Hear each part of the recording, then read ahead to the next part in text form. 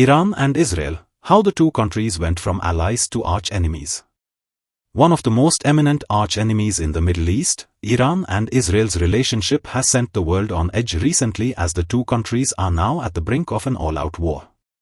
13th April marked another escalation in the decades of covert conflict between the two nations, when Iran launched some 300 missiles and drones at Israel, marking the first direct attack by Tehran on the Jewish country after decades of shadow war. It is well known that the two countries are bitter rivals, with Iran one of the strongest opposers of Israel's Palestinian policy and its military operations in Gaza, which has wreaked havoc on the enclave and killed over 33,000 Palestinians. After Israel's war with Hamas broke out, Iran's proxies have launched separate attacks targeting Israel or Israeli-linked interests, such as Hezbollah's almost daily skirmishes with Israeli troops at the border or Houthi attacks on global shipping. However, it may still come as a surprise to many that the relations between the two rivals were not as icy as they are now. In fact, there was once a time when Iran and Israel were close allies and Tehran recognized the Jewish country after it was formed in 1948. Let's have a quick look at the history of Iran-Israel relations and how they have changed over the years. Iran-Israel relations. In sharp contrast to today, Iran was the second Muslim-majority country after Turkey to recognize Israel after its formation in 1948, amid strong opposition from other Arab countries who even waged direct war against the country. Iran was not part of the first Arab-Israeli war and established diplomatic ties with Israel after the latter secured a victory. At that time, Iran was home to one of the biggest Jewish communities in the Middle East region and friendly relations were forged under the Shah, Mohammad Reza Pahlavi and first Israeli PM David Ben-Gurion, who tried to forge alliances with Turkey and Iran to counter the hostility of non-Arab states.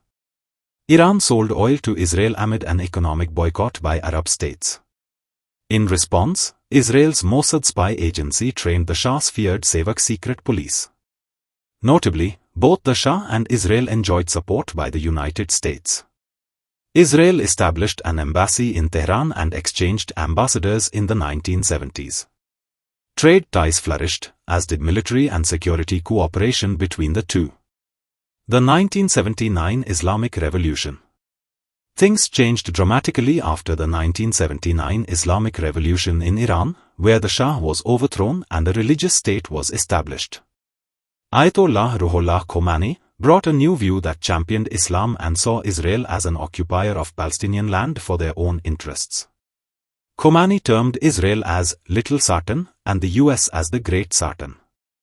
Israel also refused to recognize the new Islamic Republic. As a result, Iran cut off all ties with Israel, blocking travel and flight routes to the Jewish country, while transforming the Israeli embassy into the Palestinian embassy. Iran also sought to broaden its influence in the Middle East, putting it at odds with Saudi Arabia and Israel, major powers who had the backing of the US. A shadow war begins. While informal commercial links between Iran and Israel continued, their ties deteriorated rapidly. Ultimately, a shadow war broke out between the two countries as Iran built up and deeply funded proxy militias and groups in countries like Syria, Iraq, Lebanon and Yemen. The Islamic Jihad became one of the first Iran-backed Palestinian organizations to take up arms against Israel. For years, Iran and Israel have been targeting each other's interests across the Middle East through covert warfare. Israel is suspected of assassinating Iranian nuclear scientists and sabotaging atomic sites in the Islamic Republic, such as when Israel bombed airports in Syria to interrupt Iranian arms shipments. On the other hand, Iran is suspected of carrying out a host of bombings and gun attacks targeting Jewish and Israeli interests over the decades. In 2010, the US and Israel are believed to have developed a malicious computer virus known as Stuxnet, which reportedly caused widespread damage to Iran's nuclear program. It was known as the first publicly known cyber attack on industrial machinery that destroyed numerous centrifuges in Iran's Natanz uranium enrichment facility. Since 1979, all Iranian leaders have called for bringing an end to Israel and have voiced their opposition to Israeli occupation of Palestinian territories. In return, Israel has also boosted its security measures to deter a possible attack from Iran. Tensions have since risen as Israeli Prime Minister Benjamin Netanyahu called the Iran nuclear program, brokered by world powers, a historic mistake. An escalation in Iran-Israel tensions.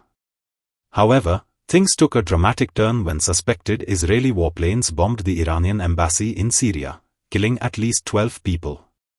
Among these were 2 Iranian generals and 5 officers in the Islamic Revolutionary Guards Corps Quds Force.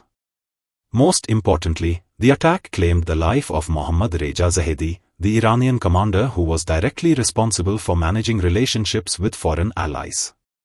His death is the most high-profile killing since a US drone strike killed Qasem Soleimani in 2020.